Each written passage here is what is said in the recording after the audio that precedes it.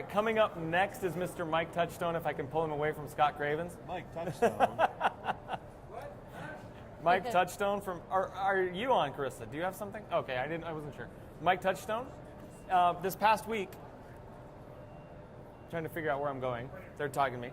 So this past week, Scott Kier hosted an episode of EMS Garage. I did. And everything else. I did. And everything else. Yeah. He's been the go-to guy. I'm the pinch hitter. You are, but you're good at it. So well, thank you. I had to be out of town. You talked about International Paramedic with Matt Womble. We did. It's up on the website. It was a great show. Let me tell you. You talked to Matt? We talked to Matt. Oh, that's too bad. I know. Gary warned me, but we said, okay, come on anyway. Yes. So we're gonna set it up for you guys. The International Paramedic is a brand new paper that just came out, and if you want it, you can go to my website, emsgarage.com. It's the very top episode. Listen to the entire episode, find out kind of the generation of what this became, and you can actually read the paper. It's about 28, 30 pages, somewhere in there. And you wrote it all, so you can tell us all about it. I know you didn't all write it all. There were 15 of us that wrote it. I edited it all. There was a lot of editing and a lot of blood, sweat, and tears. Yeah. So, Mike Touchstone, you've been on the show before, but tell us who you are and where you're from again. Well, I'm from the Philadelphia Fire Department. I'm the Chief of EMS Training, and I'm also the Secretary of the Board of Directors of NEMSMA, the National EMS Management Association. Is that good enough? You need more? I can tell perfect. you more. No, that's great. No, that's good. So let me give you a little background. Gary Wingrove locked us away in a room in Ottawa, Canada for 2 days. Wow. It was smelly. No food, Well- no water. Well, there was water. There was no food, and it was like the most beautiful day that you could have in Ottawa. The entire time we're sitting in that room, and it's sunny and cool breeze. It was beautiful, but it was gorgeous. It was gorgeous. But what Except came out for of us. that was we had 15 people from around the world Yes. that came together for the very first Paramedic G5.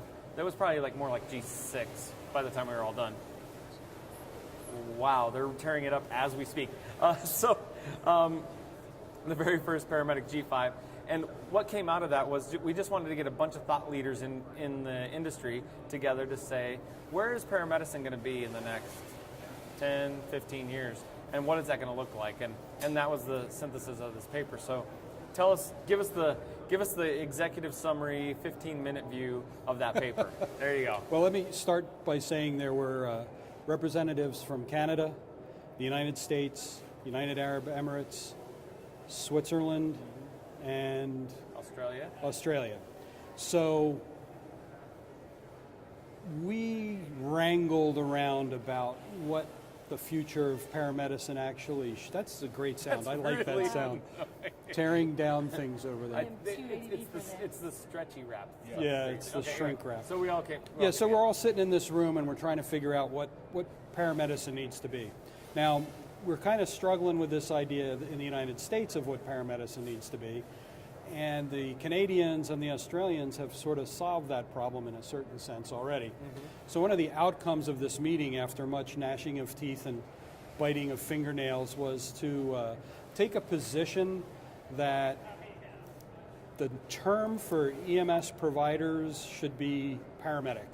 So EMT, EMR, everybody who does EMS is referred to as a paramedic, like a doctor is a doctor and a nurse is a nurse and a dentist is a dentist. Instead of just an EMT or I'm a paramedic. We'll all be paramedics sort of along the Canadian or Australian model. The discipline that we are trying to move forward as a profession is paramedicine, and the research will be based on that term. And then what was the third component? The final piece of that was that any vehicle that transports is a paramedic service. So you can. And we took a broader view of what EMS is. We said EMS is everything from the 911 system, like what we pay for, dispatchers, police, firefighters, paramedics, and then finally the hospital, nurses, physicians. That's the entire EMS system. Yeah, the full continuum. So our view was that an ambulance and what is on it and what is contained in it is called a paramedic service. So this, in the face of the recent scope of practice, well, the scope of practice model is not recent, it's old, but it's actually being implemented through the national education standards, created some angst. A lot of angst. Because we're struggling with transitioning from first responder to EMR, from EMTB to EMT, some kind of intermediate to advanced EMT, and then paramedic without the EMT on the front. Our vision at this meeting was a long-term vision, that it was going to take some time for everybody to get bought into it. But I think our purpose was to make it clear to everyone what it was that the rest of the world is doing and get a global perspective rather than parochial perspective, state by state, community by community. Right. So then the other piece of it, which grew sort of, I think, organically from the number of people that were there, was this group that started out being something, and then the International Paramedic Association, and then we kind of realized it's not an association, it's just International Paramedic. So now that exists as internationalparamedic.org, as currently sort of a virtual organization with a web presence, a Facebook presence, a Twitter presence, to start conversations globally and internationally as to where we need to go. To provide a forum for discussion. We need to do education, we need to do leadership development, we need to do professional development, we need to learn lessons from the Australians and from the Brits and from the Canadians. Though they work in a socialized medicine system, which is very different than ours, a lot of what they do has application that we could use. So that was the discussion, and the sort of the paper outgrowth was what we put up on the website. Now, let me ask you something, and this is a question that I asked Matt. This is something I talked about on the show, and I'd love to hear your thoughts on it too. We're a very fragmented organization, community really, and Yes. you're really talking, when you talk about doing anything on the national level, you're talking about infiltrating a lot of people's sandboxes, and they're very protective of those sandboxes. So now we're talking about bringing the entire world into this and dragging them along with us. Yeah. What strategies do you came out of this meeting, did you guys see as being effective? I mean, is this going to be a grassroots bottom-up movement, or are you going to try to start and work it top-down and get the administrators on board, and then? We had this conversation in those rooms. We talked about it specifically, and the strategy is both. Okay. We really want the provider to drive the conversation, and we want the administrators and the leaders to drive the conversation. There needs to be dialogue at all levels. How we're going to do it, we don't know yet exactly. Mm-hmm. It's brand new. Yeah. Nobody's done it before. We're suffering, and we have these conversations and talk about the fragmentation of EMS for decades. Mm-hmm. And it's a challenge that maybe this could be the umbrella that would cover everybody's sandbox. Right? That would be terrific. Did you just giggle a little bit? I giggled. Yeah, because she was thinking litter box, I think. No, I think she was thinking umbrella, beach, cabana boy. I know where her mind was going. Sandbox. Sandbox. Anyway. But the truth of the matter is even here at this conference, there have been discussions about how can we stop arguing. Yeah. At the NEMS Chiefs Forum, one of the biggest challenges that was brought to the table was we pretty much agree on at least 80%, maybe 90, maybe 95% of the stuff that needs to happen. Why don't we all get together and articulate that 90, 95, 80, whatever it is, and then communicate as one voice? Yeah. Well, here's the thing, though. I mean, I think that the how we stop argument, if you will, is a very simple one. We need to get back to the focus of the goal that you have in Philadelphia, that Natalie has in Louisiana, that Chris has in Colorado, and I have in Massachusetts, is we want to do what's best for our patient. You know what I mean? There's nothing different from somebody having a STEMI in your service than in mine, other than how we deliver the care to them. And we need to start looking at how we deliver that care and embracing best practices instead of saying, well, this is how we do it here. So once people, again, realize that we need to do what's best for the patient, and that's something I hear Skip Kirkwood say all the time, is that when the provider does something on their own behalf, they're intrinsically, that's where you're going to run into stumbling blocks. But if you do what's best for your patient, that's like the gold rule, and that needs to be the gold rule in this. If we want to be recognized as a profession, and one of the things that was driving the conversations in Ottawa was how do we professionalize this discipline that currently we refer to as EMS, that now we would like to see called paramedicine. And then you have to behave professionally. And some of the things you just talked about are patient-focused, altruistic, empathetic, compassionate. Yeah. All these things that are part of a professional practice, that you need education as well as training and experience so that you can be a competent practitioner. So how do you do it on a national level or how do you do it on an international level? We don't really know yet. But once you start the conversation, I think we'll be able to figure it out. And we'll recognize that, in fact, it's just one sandbox.